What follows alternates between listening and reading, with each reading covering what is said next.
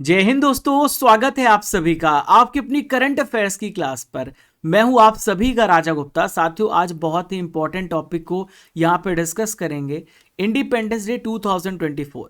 इससे रिलेटेड जितने भी इंपॉर्टेंट क्वेश्चन बन सकते हैं, जीके और करंट अफेयर्स दोनों को यहां पर हम यहां पे कवर करने वाले हैं। तो साथियों, पूरे लेक्चर को ध्यान से सुनिएगा और यहां पर सभी इंपॉर्टेंट क्वेश्चंस को हम कवर करेंगे। क्लास आपकी हिंदी इंग्लिश दोनों मीडियम में है। आइए देखते हैं आज का सबसे पहला इंपॉर्टेंट क्वेश्चन जो आपकी स्क्रीन पर दिख रहा है। भारत का स्वतंत्रता दिवस इंडिपेंडेंस डे कब मनाया जाता है? तो फ्रेंड्स, हर साल हम 15 अगस्त 15 अगस्त को भारत का स्वतंत्रता दिवस मनाते हैं। साथियों, 15 अगस्त को क्यों मनाते हैं? क्योंकि 15 अगस्त 1947 को भारत को ब्रिटिश औपनिवेशिक शासन से आज़ादी मिली थी। दोस्तों, भारत जो था गुलामी की जंजीरों से जकड़ा हुआ था, ब्रिटिश से यहाँ पे छुटकारा मिला और ये 15 अगस्त 1947 को हुआ है। इसके अलावा आपको एक और इम्पोर्टेंट जानकारी याद रखनी है।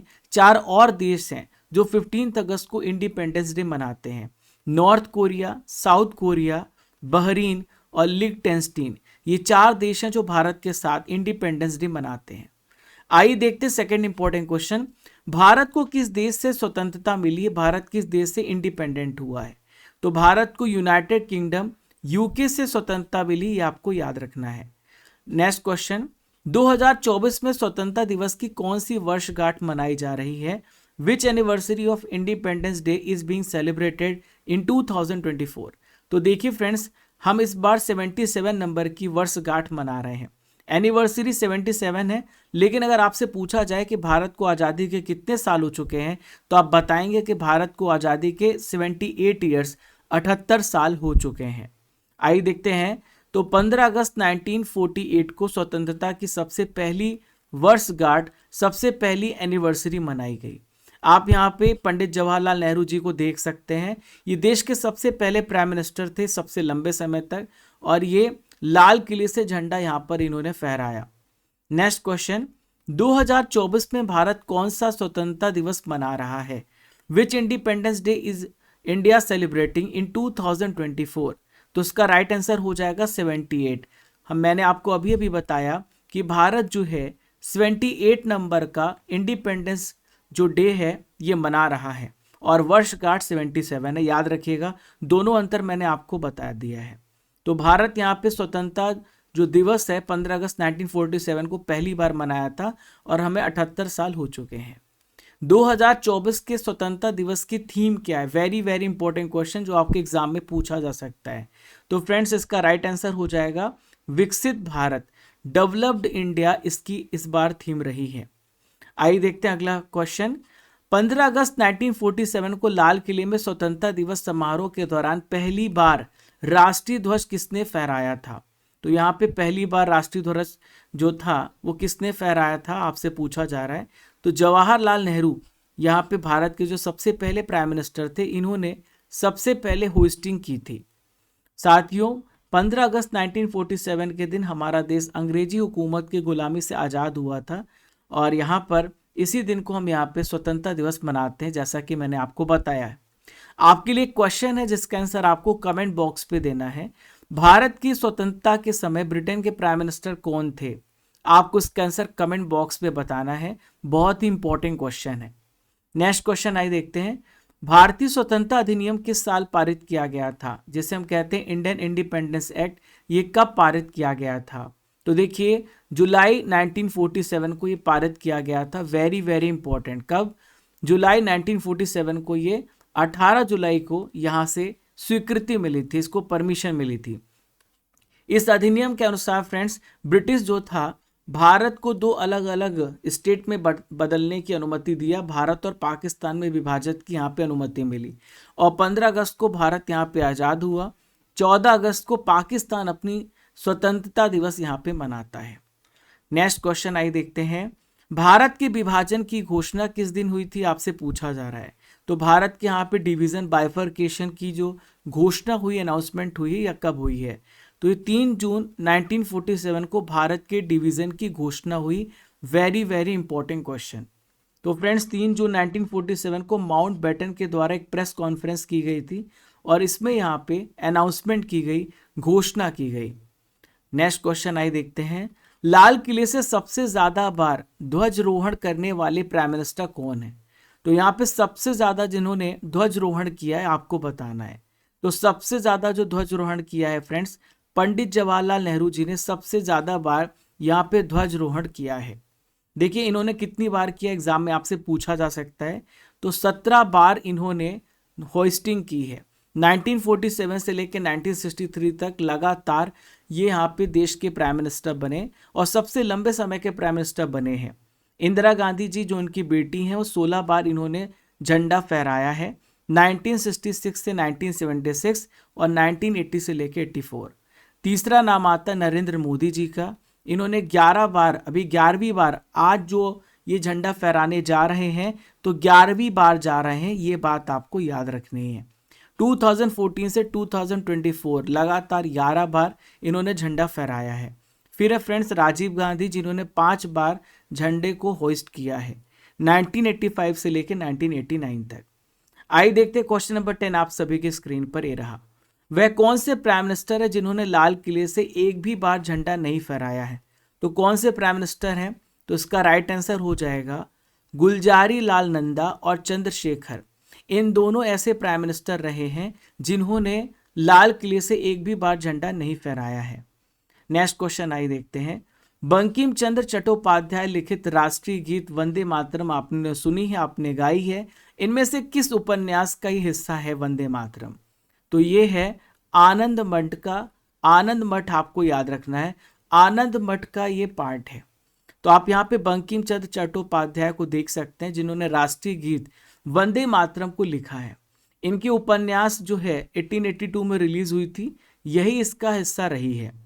दोस्तों यहाँ पे ये जो उपन्यास की हम बात करें तो ये पॉलिटिकल उपन्यास है, राजनीतिक उपन्यास है।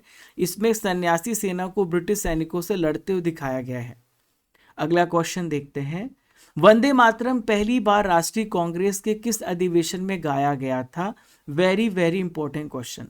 तो इसका राइट आंसर है 1896 में जो कांग्रेस का अधिवेशन हुआ था तो पहली बार वंदे मातरम को यहाँ पे गाया गया था। तो साथियों 1896 का कांग्रेस का राष्ट्रीय अधिवेशन आपको याद रखना है। अब आपसे पूछा जा सकता है कि 1896 में जो भारतीय राष्ट्रीय कांग्रेस का अधिवेशन हुआ इसकी चेयरमैनशिप, अध्यक्षता किसने की है? तो एम रहीमतुल्लाह सयानी जी ने की है। दोस्तों 1896 में रविन्द्रनाथ टैगोर जी ने पहली बार वंदे मातरम को गाया था। दोस्तों वंदे मातरम की धुन किसने दी है? तो ये जादूनाथ भट्टाचार्य जी ने इसे तैयार किया है। नेक्स्ट क्वेश्चन आइए देखते हैं, संविधान सभा ने राष्ट्रीय गीत को कब अपनाया था? When did Constituent Assembly adopt the national song? तो देखिए 24 जनवरी 1950 को पहली बार हमारे राष्ट्रीय गीत वंदे मातरम को यहाँ पे अपनाया गया था। कब? 24 जनवरी 1950 को। तो साथियों भारतीय संविधान सभा में वंदे मातरम को राष्ट्रीय गीत के रूप में अपनाया गया 24 जनवरी 1950 की ये तस्वीर आप देख रहे हैं। साथियों एक इंपॉर्टेंट जानकारी आप सभी के लिए, स्टडी कर एप्लीकेशन आप सभी डाउनलोड कर लीजिएगा, जहां पर आपको आज की पीडीएफ आपको मिल जाएगी। जो क्लास आप अभी देख रहे हैं ई बुक सेक्शन में जाइएगा, यहाँ पे आपको टेस्ट सीरीज मिलता है, यहाँ पे आपको टेस्ट पास मिलता है। जब आप ई बुक सेक्शन खोलेंगे तो आप यहाँ पे टॉपिक वाइज करंट अफेयर्स पे क्लिक कीजिएगा तो आज की पीडीएफ मिल जाएगी। हर मंथ की करंट अफेयर्स हिंदी इंग्लिश दोनों मीडियम में मिलती है। Marathon class PDF, yearly half yearly PDF आपको यहाँ पे मिलेगी। जीके जीएस की हिंदी इंग्लिश दोनों मीडियम में आपको सभी विषयों की बुक मिल जाएगी। ये है फ्रेंड्स जनवरी से लेकर अगस्त तक 8 मंथ्स का टॉप 500 एमसीक्यू का इंग्लिश और हिंदी दोनों मीडियम में करंट अफेयर्स। आप इसे यहाँ से डाउनलोड कर सकते हैं यहाँ पर ईयरली हाफ ईयरली सेक्शन में। आइए देखते हैं अगला क्वेश्चन जो आपकी स्क्रीन पर रहा। भारत का राष्ट्रगान किसने लिखा था? तो भारत का जो नेशनल एंथम है जन गण मन, जो आप बहुत ही छोटी उम्र से गाते आ रहे हैं, आज भी गाते हैं, तो रविन्द्रनाथ टैगोर जी ने भारत का राष्ट्रगान यहाँ पे लिखा है, नेशनल एंथम भारत का लिखा है। दोस्तों इसकी मूल रचना रविन्द्रनाथ टैगोर जी ने जो की थी ये बंगाली भाषा में की थी और ये था भरोतो भाग्यो विधाता।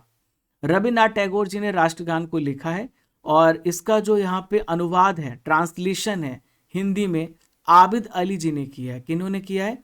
आबिद अली जी ने किया है। जन गण मन पहली बार कब और कहाँ गाया गया आपसे पूछा जा रहा है। तो जनगण मन पहली बार गाया गया था 27 दिसंबर 1911 में कलकत्ता में गाया गया था। वंदे मातरम मैंने आपको बताया 1896 में गाया गया था। जनगण मन ये 27 दिसंबर 1911 में कलकत्ता में गाया गया। तो पहली बार 27 दिसंबर 1911 को कलकत्ता सत्र में गाया गया था। संविधान सभा ने राष्ट्रीय गान को कब अपनाया? तो आपसे पूछा जा रहा है राष्ट्रीय गान जो वंदे मातरम इसे कब यहाँ पे अपनाया है? तो 24 जनवरी 1950 को इसे अडॉप्ट किया है। राष्ट्रगान को पूरा गाने में कितना समय लगता है? How long does it take to sing the national anthem completely? तो फ्रेंड्स इसका राइट आंसर हो जाएगा 52 सेकेंड। टोटल हमें 52 सेकेंड लगता है राष्ट्रगान को पूरा करने के लिए। बहुत ही इंपॉर्टेंट जीके क्वेश्चन है। तो साथियों राष्ट्रगान जो है इसका जो पूर्ण संस्करण 52 सेकेंड्स में गाया जा सकता है। इसमें 5 छंद शामिल हैं। एक अगला क्वेश्चन आप सभी के स्क्रीन पर दिख रहा है जिसका आंसर आप सभी को कमेंट बॉक्स पे देना है।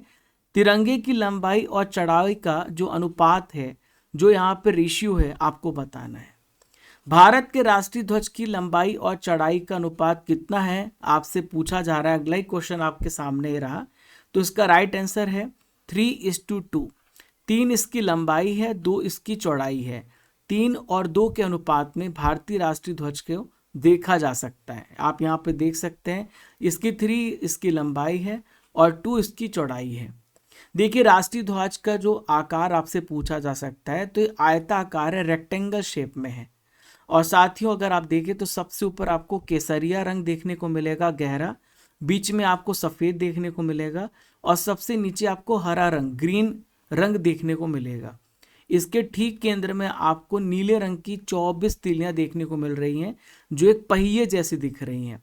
ये धर्म चक्र को यहाँ पे बताता है, धर्म चक्र को यहाँ पे बताता है।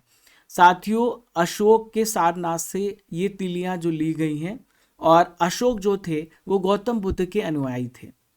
अगला प्रश्न आप सभी की स्क्रीन पर रहा, भारतीय राष्ट्रीय ध्वज के डिजाइनर कौन थे? Who was the designer of Indian national flag?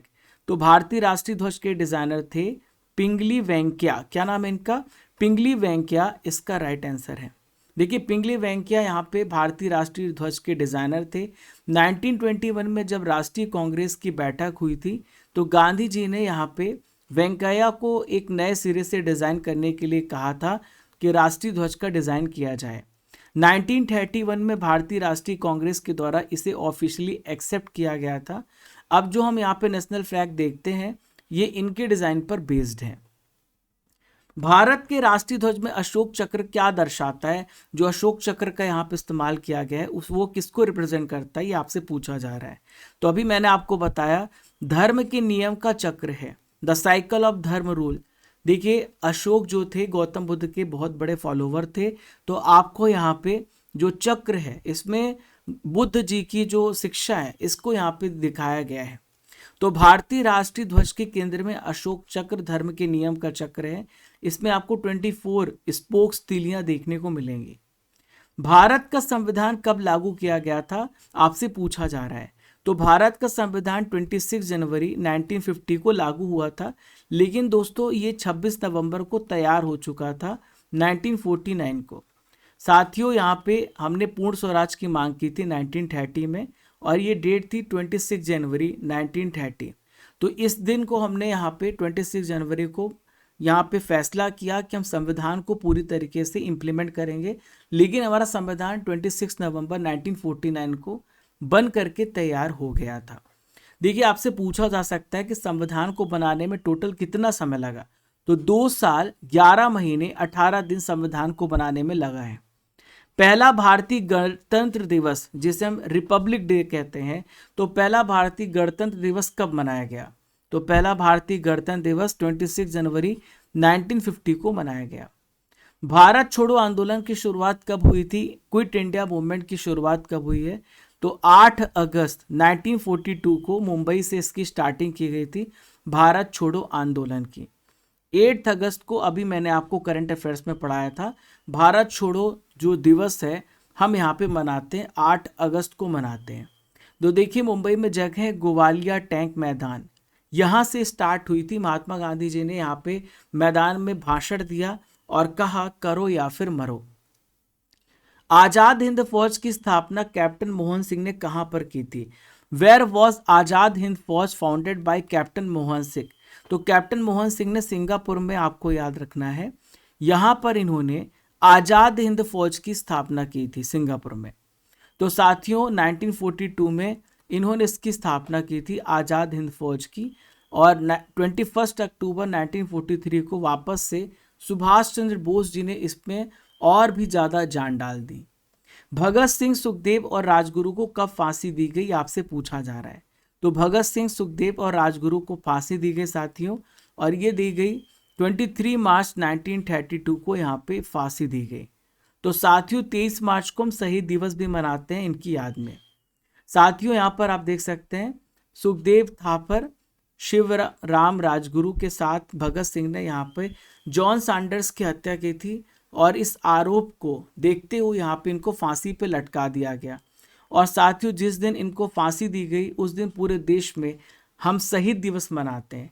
एक और शहीद दिवस मनाया जाता है दोस्तों 30 जनवरी को, जब महात्मा गांधी जी को नाथूराम गोडसे ने गोली मार करके उनकी हत्या कर दी थी।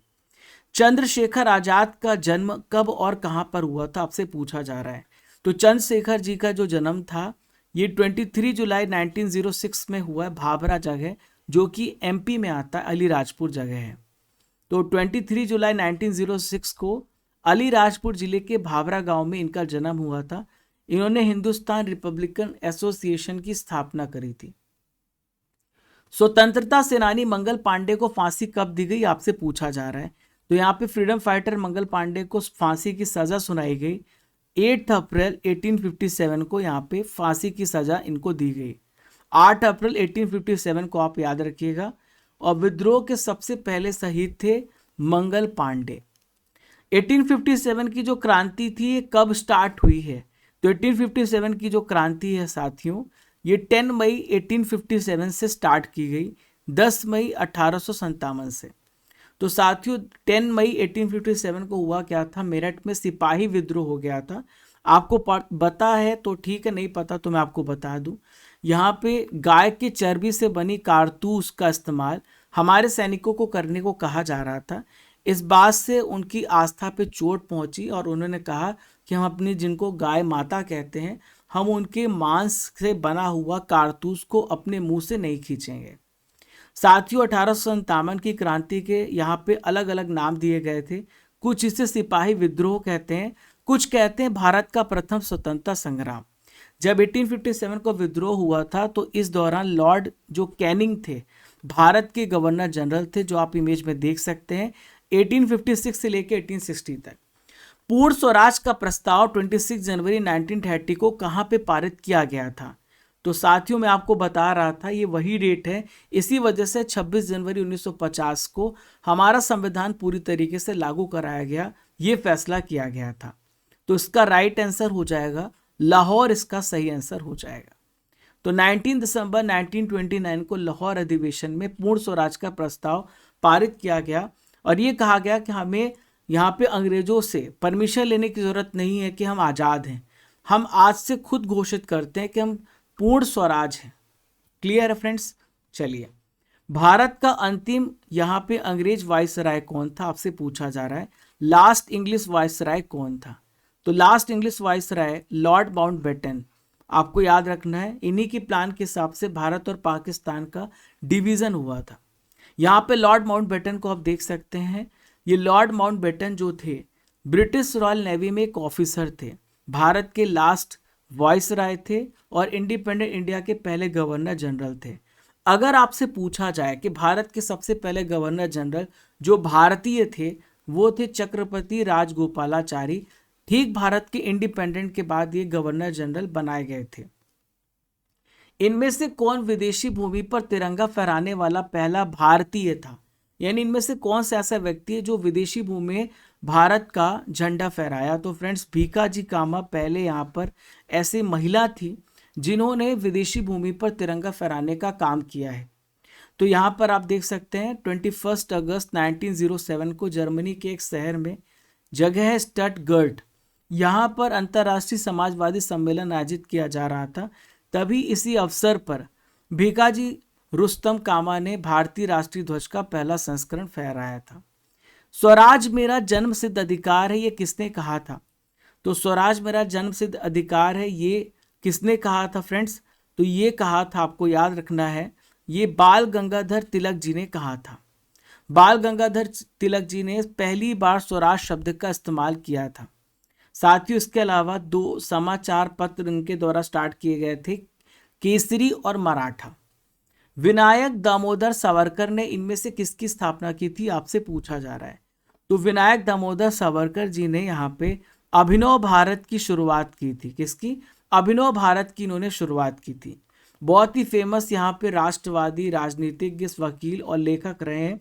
बहुत वर्सेटाइल प्रॉपर्टी थी इनके अंदर, बहुत ही वर्सेटाइल टैलेंट था इनके अंदर। दोस्तों, वीर सावरकर जी को अंडमान की सेलुलर जेल में रखा गया था। साथियों, आज का आखिरी इंपॉर्टेंट करंट अफेयर आप सभी की स्क्रीन पर ही रहा। भारतीय संविधान का जनक किसे माना जाता है?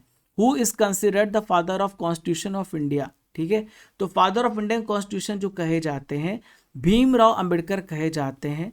ये भारतीय संविधान के मनु कहे जाते हैं। ये मसौदा समिति के यहाँ पे अध्यक्ष थे भीमराव अंबेडकर। तो यहाँ पर आप भीमराव अंबेडकर जी को देख पा रहे हैं, father of Indian constitution, architect of Indian constitution, अलग अलग नामों से इन्हें यहाँ पे जाना जाता है। तो भारत के संविधान के मुख्य वास्तुकार यही थे। इनके टोटल यहाँ पे ड्राफ्टिंग कमेटी में 7 मेंबर थी। दुनिया भर से जो भी महत्वपूर्ण संविधान से संबंधित प्रोविजन आते थे वो यहाँ पे लिखते थे, भीमराव अंबेडकर लिखते थे। 1947 में जो ड्राफ्टिंग कमेटी बनी थी, मसौदा समिति, उसके अध्यक्ष यहाँ पे भीमराव अंबेडकर जी थे। और इसके अलावा आपको याद रखना है, भारत के सबसे पहले लॉ मिनिस्टर और भारत के पहले जो लॉ या कानून और न्याय मंत्री, जस्टिस मिनिस्ट्री जो संभाला है, वो यहाँ पे इन्होंने संभाला है। आपके लिए क्वेश्चन है फ्रेंड्स, प्लासी का युद्ध कब हुआ था? इसका आंसर आप सभी को कमेंट बॉक्स पे देना है। तो साथियों, हमने जितने भी इंपॉर्टेंट जी के करंट अफेयर्स के क्वेश्चन बन सकते थे इंडिपेंडेंस डे से रिलेटेड, उसे हमने यहाँ पे कवर कर लिया है। आपको लेक्चर कैसा लगा ज़रूर बताइएगा। एक बहुत ही इंपॉर्टेंट जानकारी मैं आपको दे दूँ कि जो आप क्लास देख रहे हैं, यहाँ पे टेस्ट सीरीज में जाइएगा। तो टेस्ट सीरीज में जब आप जाएंगे, यहाँ पर आपको टॉपिक वाइज टेस्ट देखने को मिलेगा, मंथली करंट अफेयर टेस्ट देखने को मिलेगा। वहाँ पे जाकर के आप टेस्ट भी लगा सकते हैं। इसके अलावा साथियों, monthly current affairs Hindi English दोनों मीडियम में आपको प्रोवाइड किया जाता है। टॉपिक वाइज करंट अफेयर जो क्लास आप अभी देख रहे हैं, इसकी पीडीएफ आपको यहीं पे मिलेगी। जितने भी मैराथन में आपके लिए क्लास लेता हूँ, वो पीडीएफ आपको यहाँ पे मिलेगी। ईयरली, हाफ ईयरली ई बुक आपको यहाँ पे प्रदान की जाएगी। जीके जीएस के हिंदी इंग्लिश मीडियम में आपको बुक्स भी अवेलेबल कराई जा रही हैं। साथियों, जनवरी से लेकर अगस्त तक 8 महीने की करंट अफेयर्स की बुक टॉप 500 एमसीक्यू के साथ यहाँ पे लॉन्च है। आप इसे यहाँ पे डाउनलोड कर सकते हैं। 1 साल की वैलिडिटी के साथ 3000 प्लस टेस्ट आप टेस्ट पास में एनरोल कर सकते हैं। इसी प्रकार से आपका रिजल्ट आएगा। साथियों, चैनल पर पहली बार आ रहे हैं तो आप अपना प्यार दर्शा सकते हैं। एक बहुत ही इंपॉर्टेंट जानकारी, आपका जीके बहुत वीक है, तो जीके को सुधारने के लिए साथियों स्टैटिक जीके की बुक लाए हैं। इसमें हिस्ट्री, पॉलिटी, ज्योग्राफी, इकोनॉमी, सब कुछ का यहाँ पे संकलन है। टोटल 81 चैप्टर्स में ये बुक बटी हुई है। आप इसे अभी ऑर्डर कर सकते हैं। हिंदी इंग्लिश दोनों मीडियम में बुक अवेलेबल है हमारे वेबसाइट से, जिसका लिंक आपको डिस्क्रिप्शन बॉक्स में और कमेंट बॉक्स पे दिया गया है। तो फ्रेंड्स, चलने का समय हो गया, इजाज़त दीजिए। फिर मिलेंगे नेक्स्ट इंपॉर्टेंट टॉपिक के साथ। सेशन अच्छा लगा हो तो ज़रूर शेयर कर दीजिए अपने सभी दोस्तों को। मिलते हैं नेक्स्ट इंपॉर्टेंट सेशन के साथ। तब तक के लिए जय हिंद, जय भारत। खुश रहिए, मुस्कुराते रहिए।